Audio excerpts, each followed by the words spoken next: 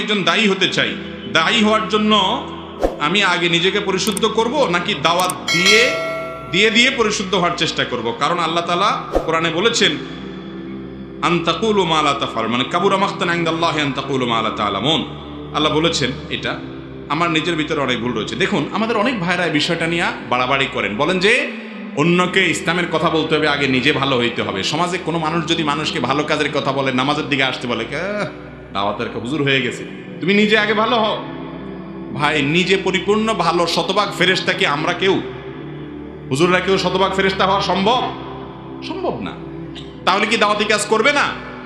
এটা ভুল কথা যে দাওয়াতি কাজ করতে হলে সে নিজে পুরো ভালো হয়ে যেতে হবে, তারপর দাওয়াতি কাজ করতে হবে। এটা দাওয়াতি কাজ, ইসলাম প্রচারের কাজ থামানোর জন্য শয়তানের কৌশল।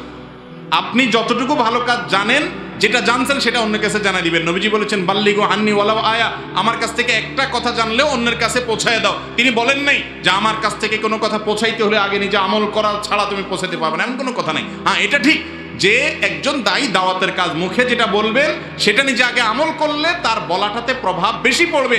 নিজের কথা অনুযায়ী নিজে আমল না করলে তার কথায় প্রভাব পড়বে না।